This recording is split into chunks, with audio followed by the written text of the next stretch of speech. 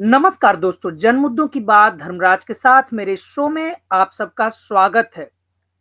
भारत में जब से मोदी जी की सरकार है, हर राज्य में बड़े-बड़े विरोध प्रदर्शन हो रहे हैं। भारत जैसे जाति प्रधान देश में सांप्रदायिक राजनीति की जड़ें काफ़ी गहरी हैं, मजबूत हैं। लेकिन जब से भाजपा की सरकार केंद्र में आई है, तब से सांप्रदायिक राजनीति थोड़ी ज़्यादा ही हो रही है। मुसलमानों को केंद्र में रखकर राजनीति करने वाली पार्टी, आरएसएस के विचारधारा पर चलने वाली पार्टी भाजपा, सत्ता में काबिज होते ही अपने उन तमाम मुद्दों को जल्द से जल्द लागू कर देना चाहती है, जिन मुद्दों पर भाजपा का विरोध उसके स्थापना के वर्ष से ही हो रहा है। आरएसएस अगले वर्ष 2025 में 100 वर्ष अपनी स्थापना के 100 वर्ष पूरी कर लेगा। आरएसएस के वैचारिक बीज के रूप में मुसलमान का विरोध और क्रिश्चियन का विरोध प्रमुख रहा है। ऐसे में मोदी सरकार के तीसरे कार्यकाल में खुलकर मुसलमानों के खिलाफ एक बिल लाया गया है, ऐसा कहा जा रहा है। क्या है वह बिल? उस बिल का नाम है वक्फ प्रॉपर्टी बिल, यानी वक्फ जो मुसलमानों के लिए वक्फ जो टर्म है, बड़ा ही महत्वपूर्ण है। क्यों महत्वपूर्ण है और इस पर बिल बनाने पर भाजपा सरकार, मोदी सरकार क्यों आमादा है? इस जटिल मुद्दे पर बात रखने के लिए हमारे साथ हैं all India Muslim personal law board पर पीएचडी किए हुए इतिहासकार, वरिष्ठ पत्रकार डॉक्टर अभय कुमार। अभय कुमार वर्षों से मुस्लिम मुद्दे पर लिखते रहे हैं और भारत में सांप्रदायिक राजनीति पर इनकी पैनी नजर रहती है। खास करके मुसलमानों के मुद्दों पर सरकार कुछ भी निर्णय लेती है, उस पर डॉक्टर अभय कुमार अपनी लेखनी से आम जनता को रूबरू कराते हैं। हालांकि जब से वक्फ प्रॉपर्टी बिल संसद में डिबेट के लिए आया है, तब से मुख्य धारा में इस पर डिबेट तो हुआ है, लेकिन आम लोगों को अभी तक यह स्पष्ट नहीं है कि आखिर यह बिल क्या है और आने वाले समय में इसका दूरगामी प्रभाव क्या होगा। भारत में जहां उम्मीद लगाया जाता है कि 20% से अधिक की आबादी अल्पसंख्यकों के रूप में मुसलमानों का है, उस मुसलमान समुदाय सभी संवैधानिक संस्थाओं से अनुपस्थित हैं, फिर भी भाजपा सरकार, मोदी सरकार आखिरी हमले के रूप में वक्फ प्रॉपर्टी बिल को ले आई है।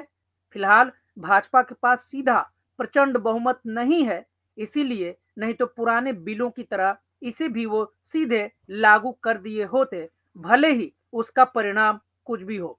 डॉक्टर कुमार, बहुत समय न लेते हुए सबसे पहले मैं आपका अपने चैनल दैनिक अम्बेडकर में स्वागत करता हूं।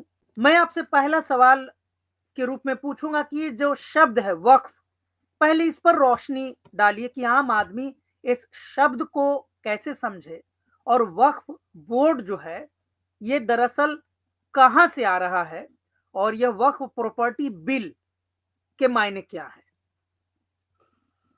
बहुत बहुत शुक्रिया धर्मराज जी। जो भी हमारे साथी दैनिक अम्बेडकर चैनल को देखते हैं, उनको भी मेरे तरफ से नमस्कार। ये बहुत ही अहम विषय है। आपने वक्फ बोर्ड पे जो कानून बन रहा है, इसको जानने के लिए मुझे समय दिया। सब लोगों का, आप लोगों का धन्यवाद। सबसे पहली बात, हम बेसिक बात करते हैं कि विवाद क्या है, कंट्रोवर्सी क्या है। तो कंट्रोवर्सी ये है कि 8 अगस्त के रोज लोकसभा में, पार्लियामेंट में एक बिल पेश हुआ और इस बिल का नाम रखा गया द वक्फ अमेंडमेंट बिल 2024। तो आज से तकरीबन 4-5 महीने पहले ये बिल ऑलरेडी पेश किया जा चुका है और ज्वाइंट पार्लियामेंट्री कमिटी जो है, वो मुख्तलिफ रिप्रेजेंटेटिव से नुमाइंदों के साथ बातचीत कर रही है, उनकी राय ले रही है। और ये बिल जो है, ये वक्फ एक्ट का जो 1995 का जो कानून है, उसमें बहुत बड़ा बदलाव करने के लिए बिल लाया गया है। मुस्लिम लीडरशिप या फिर जो भी सेकुलर लीडरशिप है, वो इस बिल को मुसलमानों के खिलाफ बता रहे हैं। और असदुद्दीन ओवैसी साहब ने तो यहां तक कहा कि मुसलमानों से उनकी प्रॉपर्टी छीनने के लिए मोदी जी इस तरह का बिल लाए हुए हैं। अब हम क्या करेंगे कि इस बिल में क्या-क्या नई बातें आई हुई हैं, क्या-क्या नई चीजें इंट्रोड्यूस की जा रही है। पहले आप अभय जी वक़्फ़ का मतलब क्या है? थोड़ा-सा उसको भी समझाइए, क्या है? बिल्कुल, बिल्कुल। बिल्कुल, आप ही के सवाल पे मैं आ रहा था कि हम जो भी इस बिल को लेके जो घबराहट है, उस पे हम थोड़े सेकंड के बाद आएँगे। सबसे पहले मैं बता दूँ कि ये वक़्फ़ क्या है? क्योंकि कई बार कन्फ्यूज़न टर्म की वजह से हो जाते हैं। सबसे पहली बात आप याद रखिए कि जो वक़्फ़ है, ये एक अरबी का शब्द है। वक़फ़ वक़्फ़। वक़्फ़ का मतलब होता है अरबी में खड़ा होना, कायम होना, जिसको हम अंग्रेज़ी में कह सकते हैं स्टैंडिंग। मतलब जो भी चीज़ खड़ी है, कायम-शुदा है, जिसको बना दी गई है, कोई एक ढाँचा है, कोई स्टैंड कर रहा है चीज़, तो उसको हम कहते हैं वक़्फ़।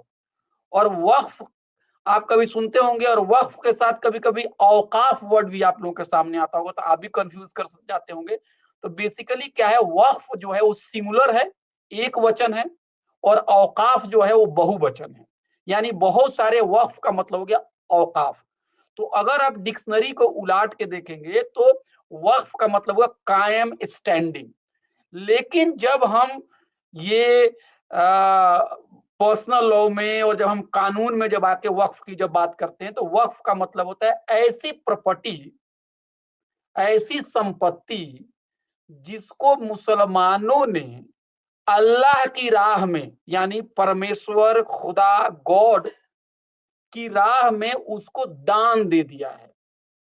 अब ये दान जो है, इस्लाम के बारे में बहुत सारे विद्वान लोगों का कहना है।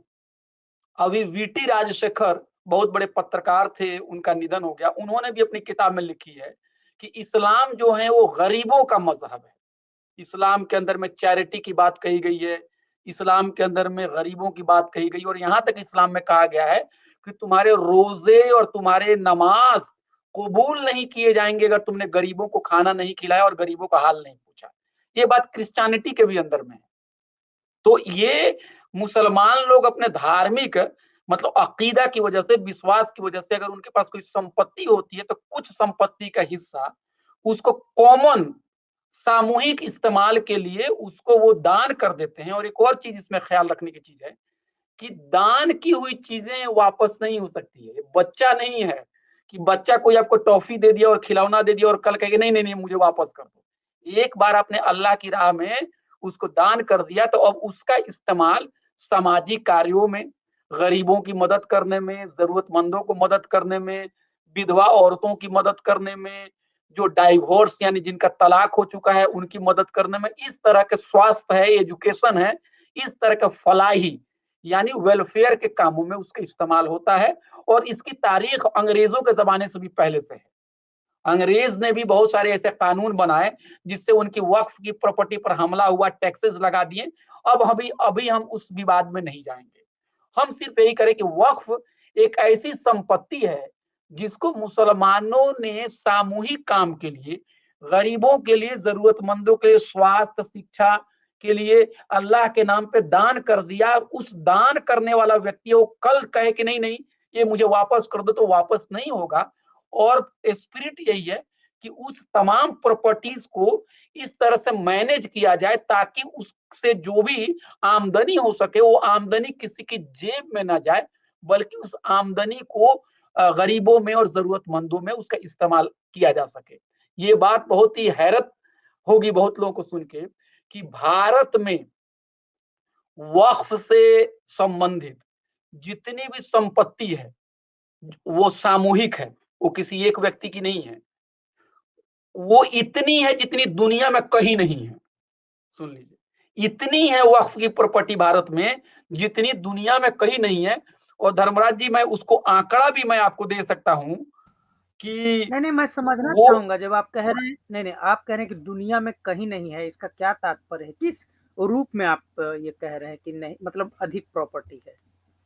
मैं इस संबंध में कह रहा हूं कि जो संख्या है उसकी, धर्मराज जी, माने जितने वक्फ की प्रॉपर्टी है उतने उतनी तादाद में आपको दूसरे देशों में उतनी वक्फ की प्रॉपर्टी नहीं है। मतलब मेरे कहने का मतलब ये नहीं है कि जो बाकी मुल्क हैं वहां पे वक्फ की प्रॉपर्टी नहीं है, लेकिन मैं कह रहा हूं नंबर ऑफ प्रॉपर्टीज, प्रॉपर्टीज की संख्या गिने तो, जैसे पड़ोसी मुल्क को देखें या यूरोप के कंट्री को देखें तो वहां पे वक्फ की कितनी जायदाद है। तो देखिए, सचर कमेटी जो है, आप सब लोगों से मेरा अनुरोध है कि सचर कमेटी जो बनी थी 2005 में राजेंद्र सच्चर के अगुवाई में, उनकी लीडरशिप में, उसमें चैप्टर नंबर 11 है। और ये चैप्टर नंबर 11 अब जो है वो वक्फ की मसाइल के साथ डील कर रहा है। और अगर आप पढ़ लेंगे तो बहुत ज्यादा आपको जानकारी मिल जाएगी। और वक्फ प्रॉपर्टी जो रजिस्टर है इंडिया में है, धर्मराज जी, वो है 8.7 लाख, यानी 8,70,000 सितंबर 2024 के आंकड़े जो हैं उसके मुताबिक, यानी 8.5 लाख से ज्यादा है। और इसका जो मार्केट वैल्यू है, इसका मार्केट वैल्यू सचर कमिटी ने 1.2 लाख करोड़ बनाया है। कितना बनाया है? 1.2 लाख करोड़। तो इस सेंस में कह रहा हूं कि जितनी प्रॉपर्टी जो वक्फ की है भारत में, उतना दूसरे मुल्कों में नहीं है। तो सचर कमेटी को आप लोग जरूर पढ़िए। मैं फिर से आपको कह रहा हूं, चैप्टर नंबर 11 सचर कमेटी की है, वो वक्फ के बारे में वो बात कर रही है। तो अब आपको समझ में आ गया होगा कि मुसलमानों के पास, भारत के मुसलमानों के पास वक्फ की एक बहुत बड़ी प्रॉपर्टी है। और उस प्रॉपर्टी को अगर सही से मैनेज किया जाए तो मुसलमानों के विकास के जितने भी काम है उसमें बहुत ही आसानी होगी। और मैंने उसका आंकड़ा लगाया है कि अगर आप जो वक्फ की प्रॉपर्टी है, अगर उसमें 10-20% भी अगर आप उससे आमदनी का कुछ रास्ता ढूंढ लें तो उसमें आपको कई कई हजार करोड़ रुपए हर साल आपको मिलेंगे। और उसमें शिक्षा, रोजगार, स्वास्थ्य का बहुत सारा काम हो जाएगा। अब होता क्या है कि वक्फ की प्रॉपर्टी को मैनेज करने के लिए क्या होता है, एक मुतवल्ली होते हैं। मुतवल्ली साहब का काम होता है कि वक्फ की प्रॉपर्टी को मैनेज करना। वो उनकी प्राइवेट प्रॉपर्टी नहीं है, वो एक कस्टोडियन है, वो केयर टेकर है। और दूसरी चीज क्या है कि राज्य स्तर पे वक्फ बोर्ड बना हुआ है और सेंट्रल स्तर पे वक्फ काउंसिल बना हुआ है। और उसमें मेंबर्स होते हैं, उसमें आपको पॉलिटिशियंस होते हैं, उसमें सिविल सोसाइटी के लोग होते हैं, उसमें जजेस होते हैं, उसमें रेस्पेक्टेड लोग होते हैं। और उनकी एक बड़ी, वो उसका देखरेख करते हैं। और एक ट्रिब्यूनल भी होता है जो वक्फ की प्रॉपर्टी से संबंधित जितने भी विवाद होते हैं उस विवाद का वो मतलब क्या, उसको हल करता है, उस पर जजमेंट देता है। और उसके जो जजमेंट होते हैं वो बड़ा पावरफुल होता है, उसको मानना पड़ता है। और कोई जज होते हैं वो उसके ट्रिब्यूनल को हेड भी करते हैं। तो ये ऐसा सिस्टम चल रहा था। अब देखिए धर्मराज जी, मैं ये नहीं कह रहा हूं कि वक्फ प्रॉपर्टी जो है या वक्फ बोर्ड में उसमें सब कुछ ठीक चल रहा है। ये भी बात कहना सही नहीं है कि वहां पे सब कुछ ठीक चल रहा है। वहां पर भी बहुत सारी समस्याएं हैं। मिसाल के तौर पे जो मुतवल्ली साहब हैं, सबकी बात नहीं करता, लेकिन कुछ मुतवल्ली साहब जो होते हैं वो उसको अपनी प्राइवेट प्रॉपर्टी के तौर पे अपनी निजी जागीर समझने लगते हैं और उसमें भ्रष्टाचार हो जाता है। ये भी होता है। ठीक है। दूसरा बड़ा प्रॉब्लम है, हालांकि ये छोटा प्रॉब्लम है धर्मराज जी, मुतवल्ली साहब जो भी इधर उधर थोड़ा करते हैं, सब नहीं करते हैं, कुछ लोग करते हैं। और ये बहुत छोटा प्रॉब्लम है। बड़ा प्रॉब्लम क्या है ये देख लीजिए। बड़ा प्रॉब्लम ये है कि जो भी मैंने 8.7 लाख रजिस्टर्ड प्रॉपर्टी बनाई है, उस प्रॉपर्टी को हड़पने के लिए 3 तरह के लोग होते हैं, उसको हड़प रहे हैं।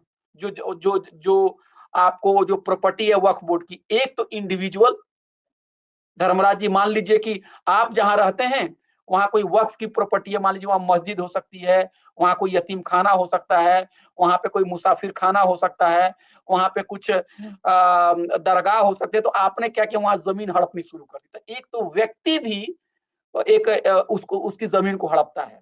दूसरा कौन हड़पता है, प्राइवेट प्लेयर, कोई पूंजीपति है, कोई पैसे वाला है, तो वो भी पैसे उनको हड़पता है। और तीसरा, ये चौंका देने वाली बात है, सुन लीजिए, वक्फ की प्रॉपर्टी को हड़पने में सरकार भी किसी से कम नहीं है, वो भी आगे आगे है। यानी सरकार उसको कब्जा कर लेगी, ठीक है। नहीं, वक्फ की लेकिन ये प्रॉपर्टी, सरकार कब्जा कर लेगी का क्या मतलब है? यह तो सरकार के नियंत्रण का एक हिस्सा है। नहीं, देखिए, जैसे मान लीजिए कि आपने वक्फ की प्रॉपर्टी को, आपने मान लीजिए आपने दान कर दिया, वक्फ को दे दिया। मान लीजिए आपका घर था और आपने उस घर को दान दे दिया। तो दान देने का के बाद क्या होगा, वो घर से जो भी किराया आएगा या वो घर का जो भी इस्तेमाल हो, मुसाफिर खाना बना दीजिए या जो भी बनाइए, तो उससे जो प्रॉफिट होगा वो समाज में लगेगा, वो गरीब लोगों में लगेगा। आपका जो घर जो आपने उसको वक्फ में दे दिया, वहां पे सरकार उस जमीन को लेकर वहां पे कोई अपना ऑफिस नहीं खोल सकती। अगर ऑफिस खुलेगी तो उसको प्रॉपरली, उससे आपको जिस तरह से किराया देना होता है उस तरह से किराया देना होता है, उसको लीज लेना पड़ता है। वो जो पैसा सरकार जो देगी, सरकार उसकी किराएदार हो जाएगी और उसका पैसा गरीबों में जाएगा। आप समझ गए। तो सरकार भी, और सचर कमेटी में ये बातें हैं कि बहुत सारी सरकारें जो वक्फ की प्रॉपर्टी को अपने कब्जे में ली हुई है या किराए पे ली हुई है और वहां पे अपने दफ्तर खोली हुई है, वहां जो उनको किराया देना होता है उसमें बहुत ओवर ड्यू है। सुन लीजिए, आप गरीब आदमी हैं, अगर आप किराया नहीं देते हैं तो 1 महीने में आपका मकान मालिक सामान फेंक देता है। लेकिन जो सरकार सबको नौकरी दे रही है और सारा टैक्स वसूल रही है, वो वक्फ की जो प्रॉपर्टी है, उस पे जो उसको किराया देना है, जो ओवर ड्यू है, वो भी नहीं दे पा रही है। यानी इसका मतलब साफ है, नीयत सही नहीं है। बिल्कुल, नीयत सही नहीं है। प्रशासन में बैठे हुए लोग, नेतागण, मंत्रीगण, उन लोगों की नीयत सही नहीं है। और धर्मराज जी, मैं पूरी जिम्मेदारी के साथ कहता हूं, इस काले धंधे में कुछ मुस्लिम लीडर भी अपने निजी फायदे के लिए उसमें मिले हुए हैं। सुन लीजिए, तो ये समस्या है। इस समस्या से कोई इनकार नहीं कर रहा है कि जो प्रॉपर्टीज है उसके ऊपर अवैध कब्जा है, जो प्रॉपर्टीज है उसका ठीक से मैनेजमेंट नहीं हो रहा है। कोई प्रॉपर्टीज है तो कोई उसमें बहुत ही कम किराए के साथ उसमें रह रहा है और किराया नहीं बढ़ा रहा है, ये गलत है। जैसे मान लीजिए, अगर दिल्ली में आप एक किसी कमरे में रहते हैं और उसका किराया 3,000 होना चाहिए मान लीजिए, या 2,000 होना चाहिए, तो कोई व्यक्ति वक्फ की जमीन में मान लीजिए होटल खोला हुआ है और वो 10 रुपया किराया दे रहा है और 100 रुपया किराया दे रहा है, तो ये भी एक तरह का भ्रष्टाचार है। तो भ्रष्टाचार के केसेस हैं, लेकिन याद रखिएगा कि उनकी जमीनों को हड़पने में जितना व्यक्ति, कोई इंडिविजुअल जितना आगे नहीं है, उससे ज्यादा पैसे वाले लोग और उससे ज्यादा सरकार के लोग आगे हैं। तो इसीलिए ट्रिब्यूनल बना हुआ है, और ट्रिब्यूनल में सरकार एक पार्टी होगी। मान लीजिए अगर कोई विवाद हुआ तो ट्रिब्यूनल में सरकार के रिप्रेजेंटेटिव एक पार्टी होगी, और वो पार्टी के बाद जो ट्रिब्यूनल का फैसला होगा उसको सरकार को भी मानना होगा। अब मिसाल के तौर पे, अगर मान लीजिए आपका आपका घर है, तो सरकार उसको ऐसे नहीं हड़प सकती है उसको कि हाँ हाँ हाँ, मुझे इसके लिए कुछ काम करना होगा। वो उसके आप अदालत में जा सकते हैं, आप कह सकते हैं कि नहीं, ये मेरा घर है, सरकार अब अवैध कब्जा करना चाहती है, तो सरकार भी पार्टी हो सकती है। तो उसी तरह से आप वक्फ की प्रॉपर्टी को भी समझिए कि वक्फ की प्रॉपर्टी जो है उसके ऊपर बहुत सरकारी, उसके ऊपर बहुत ही शिकंजा है। सुनिए, सचर कमेटी जिसको खुद सरकार ने बनाई है, प्रधानमंत्री ने की गठित कमेटी है, उसके चैप्टर नंबर 11 में जो भी लोग वक्फ बोर्ड के या वक्फ काउंसिल के जो भी जिम्मेदारान थे, जो भी उसके उसको जो चला रहे हैं जो लोग हैं, वो लोग आए हैं और मेमोरेंडम दिए हैं सचर साहब को और सचर कमेटी को कि कितनी प्रॉपर्टी कब्जाई गई है। वक्फ प्रॉपर्टीज को गवर्नमेंट और उसकी एजेंसी ने जो इंक्रोच किया है, और यह बात जो सचर कमेटी में शिकायत की गई वक्फ बोर्ड की तरफ से, उसमें दिल्ली में टोटल प्रॉपर्टी है 316, 316, राजस्थान में है 60, कर्नाटका में है 42, मध्य प्रदेश में है 53, उत्तर प्रदेश में है 60, उड़ीसा में है 53। देखिए, ये जो आंकड़े हैं धर्मराज जी, ये सब आंकड़े ऐसे हैं जहां केस मुकदमा चल रहा है। बहुत चीजें पता भी नहीं है, बहुत चीजें केस मुकदमे तक पहुंचा भी नहीं है। तो मैं सिर्फ इतना ही कह रहा हूँ मतलब आप कह रहे हैं कि ये डिस्प्यूटेड है सारे। डिस्प्यूटेड है, बिल्कुल डिस्प्यूटेड है और क्लेम अलग-अलग हैं। वक्फ बोर्ड का क्लेम है कि हमारी चीजें हैं और सरकार के अपने अलग दावे हैं, तो इसको ट्रिब्यूनल इसको मतलब इसको दोनों पक्षों की बातों को नहीं, सुनेगा और लेकिन जैसा जैसा कि आपने बताया कि अगर एक तरीके से देखें तो सरकार के ऊपर वक्फ बोर्ड का ही बकाया है जो सरकार नहीं दे पा रही बिल्कुल, है। बिल्कुल, तो बिल्कुल। तो जी, कहने का मतलब कि जैसे आपने कहा कि वक्फ बोर्ड में जो लोग हैं, कुछ जी। गलतियाँ उनसे भी हुई हैं क्योंकि उनके भीतर भी कुछ कहेंगे कि नियत में थोड़ी कमी है। तो वक्फ बोर्ड के मेंबरान में भी कुछ कमी है, लेकिन सरकारों की जो ज़िम्मेदारी है लोगों के प्रति, आवाम के प्रति, वो लोग भी तो अपना काम नहीं कर पा रहे हैं। लेकिन भाजपा सरकार के आने के बाद अगर सीधे-सीधे इस तरीके से उनके वक्फ के प्रॉपर्टी पर उनके हक को खत्म कर देना, एक कानून के दायरे में ले आना, जो पर्सनल है उनके, रिलीजन की दृष्टि से लोगों ने विश्वास करके दान दिया है, तो यह तो संवैधानिक जो नीति है कि भारत के हर व्यक्ति को अधिकार है, अपने धार्मिक विश्वास के अनुरूप जीने का, उसका तो उल्लंघन भी है। आपने बिल्कुल सही कहा और एक चीज़ की मैं वज़ाहत कर दूँ, मैं उन लोगों को भी ज़िम्मेदार मानता हूँ, जो लोग राजनीति लाभ के लिए देखने में मुसलमान हैं, लेकिन वो लोग भी प्रॉपर्टी को बचाने के लिए जितनी कोशिश उनकी तरफ से होनी चाहिए, उतनी नहीं हो पाती। ये सबकी बात नहीं है। ज़्यादातर लोग वहाँ पे ईमानदार हैं, लेकिन कुछ लोग की मिलीभगत हो जाती है उसमें। इसीलिए आप देखेंगे, प्रशासन के तरफ से भी इंडिफरेंस है। अदालत भी जो है या सरकार भी जो है या सिविल सोसाइटीज़ भी है, उसकी तरफ से भी जिस तरह की पहल होनी चाहिए, उस तरह से नहीं है और बकाया है, सरकार का बकाया है। अगर मान लीजिए अग अगर मान लीजिए कि आप छोटी दुकान चला रहे हैं वक़्फ़ की ज़मीन में, छोटी-सी दुकान है, पान की दुकान है या खाने की दुकान है और कोरोना काल में आप बकाया नहीं दे पाए, तो समझ में आता है कि चलिए भाई आपको माफ़ कर दिया जाए या ठीक है, आप धीरे-धीरे करके चुका दीजिए। लेकिन सरकार नहीं दे पा रही है। तो ये बहुत ही इम्पोर्टेंट इश्यूज़ हैं, जिससे ध्यान भटकाया जा रहा है और सवाल को कहीं और लेके जाया जा रहा है। और जो बिल आया है, अब हम बिल पे आ जाते हैं। कि बिल में क्या-क्या खामियां हैं। होना तो चाहिए कि इन तमाम मसाइल को जिसके बारे में मैंने ज़िक्र किया है, इस पे एक लंबी बहस हो सकती है। मैं इशारा कर रहा हूँ कि कहाँ-कहाँ प्रॉब्लम है, डिटेल्स में हमारे साथी पढ़ेंगे तो मुझसे ज़्यादा जान जाएँगे।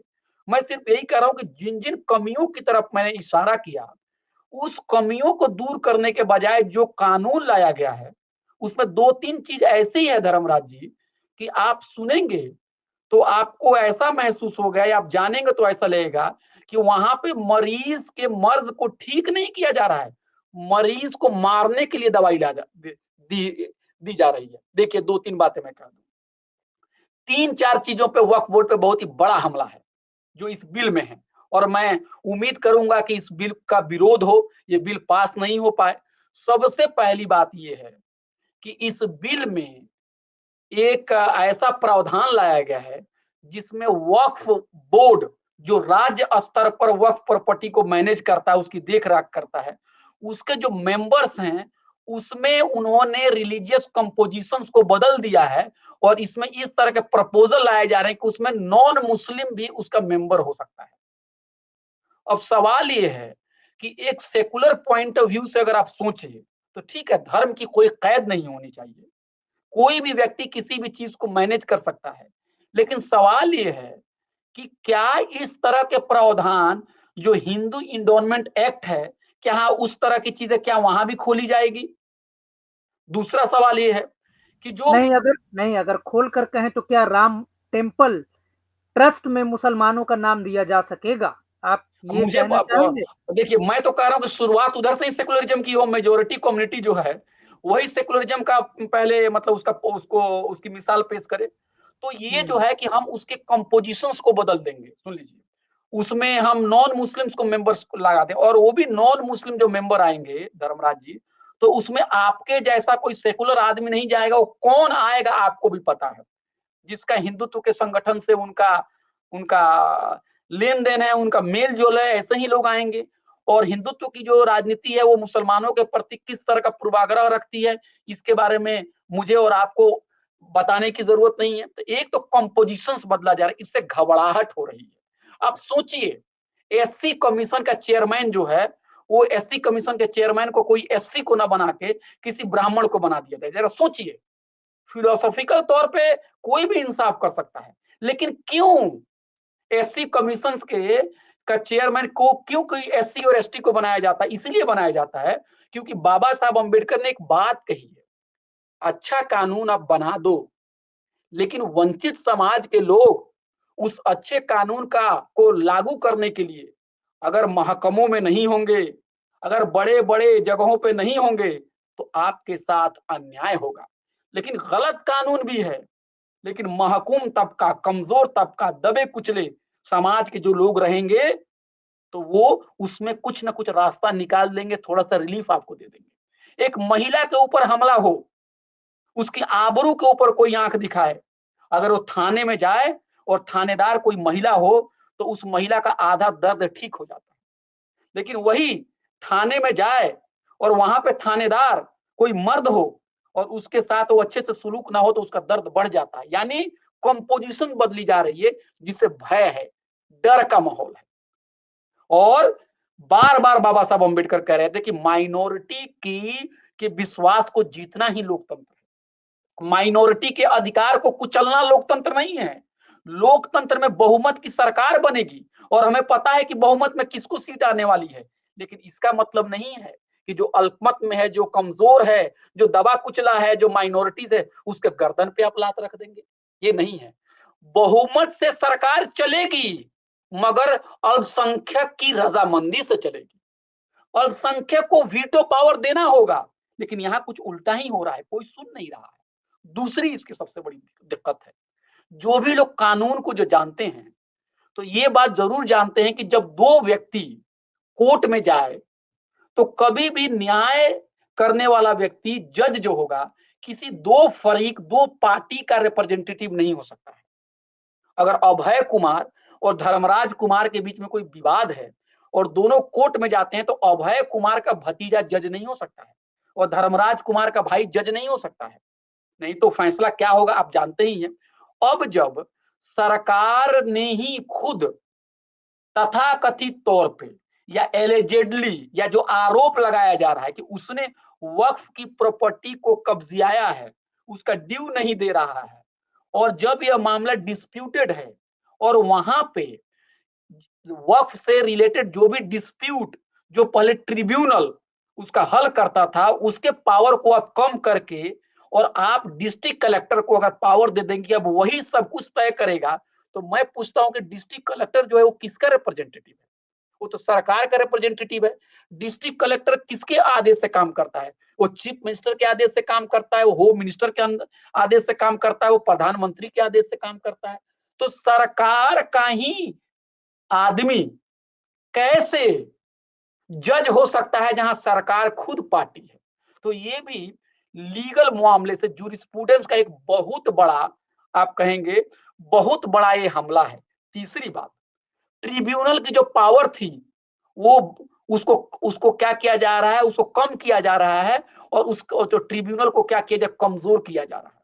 तो आप ये देखेंगे कि तरह तरह के कानून लाके और तथाकथित भ्रष्टाचार खत्म करने के नाम पे, तथाकथित पारदर्शिता लाने के नाम पे जो बिल लाया जा रहा है, वो क्या कर रहा है, मुसलमानों को और कमजोर कर रहा है। तो अब रास्ता क्या है? रास्ता बहुत ही आसान है। रास्ता है कि इस बिल का विरोध हो, और सचर कमेटी की मैं फिर बात करता हूं, चैप्टर नंबर 11 में जाइए, और सचर कमेटी ने दो चार बातें कही है, सुझाव दिए हैं कि कैसे वक्फ की प्रॉपर्टी को बेहतर तरीके से काम किया जाए। उन्होंने कहा भाई करप्शन दूर किया जाए, कोई भी करप्ट हो, चाहे मुतवल्ली हो, चाहे कोई ऑफिसर हो, चाहे कोई नेतागण हो, उसके खिलाफ कार्रवाई होनी चाहिए। चाहे हिंदू उसमें करप्शन में हो, चाहे मुसलमान हो, उसके खिलाफ कार्रवाई होनी चाहिए। दूसरी बात उन्होंने क्या कहा है, सचर कमेटी ने कहा है कि यूपीएससी को क्या करना चाहिए, वक्फ बोर्ड को मैनेज करने के लिए 200 ए ग्रेड के कैडर बनाने चाहिए, उसका एग्जाम लेना चाहिए और उसका एग्जाम का पैटर्न ऐसा हो जिसमें इस्लामिक हिस्ट्री, जिसमें कानून की बातें, जिसमें आर्किटेक्चर की बातें, जिसमें आपको उर्दू की बातें, सारी बातें भी उसमें शामिल की जाए ताकि जो व्यक्ति उस एग्जाम को पास करके आए तो वो वक्फ के मामले से थोड़ा उसकी समझदारी हो ताकि वो उसको अच्छे तरीके से उसको मैनेज कर सके।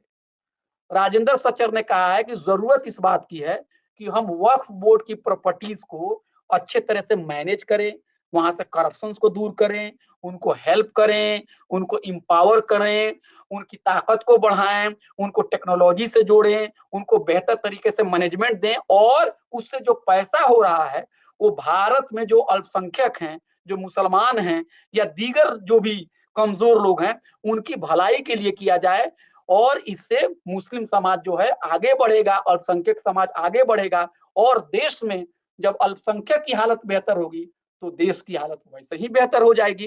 तो मैं आपके चैनल के माध्यम से एक बार फिर अपील करूंगा कि मुसलमानों के खिलाफ ये बिल है और याद रखिए बाबा साहब अम्बेडकर ने बार बार कहा है, लोकतंत्र का मतलब भीड़ तंत्र नहीं है, लोकतंत्र का मतलब संख्यावाद नहीं है, लोकतंत्र का मतलब मेजोरिटेरियनिज्म नहीं है, लोकतंत्र का मतलब है जहां माइनॉरिटीज के अधिकारों को सुरक्षित किया जाए, उनकी बात को माना जाए और माइनॉरिटी का मतलब सिर्फ रिलीजियस माइनॉरिटी नहीं है, जो भी दबे कुचले लोग हैं वो सब माइनॉरिटी हैं, संख्या के बल पे किसी को दबाना नहीं चाहिए। जी बहुत बहुत शुक्रिया। अभय जी, आपने बहुत ही विस्तार से, बहुत ही सरल भाषा में इस मुद्दे को रख दिया। मेरे चैनल दैनिक अम्बेडकर पर आपका आपको जुड़ने के लिए, इस मुद्दे पर बात करने के लिए आपका बहुत-बहुत शुक्रिया।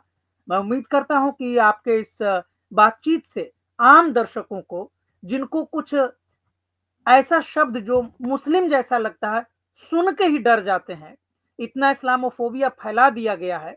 मुझे लगता है आपका इंटरव्यू सुनने के बाद उनके मन में ये सवाल आएगा कि कोई भी मुश्किल चीज़ हो तो हमें उसे जानने का प्रयास करना चाहिए। अभय जी, आपका फिर से मेरे दर्शकों की तरफ से, दैनिक अम्बेडकर चैनल की तरफ से बहुत-बहुत शुक्रिया।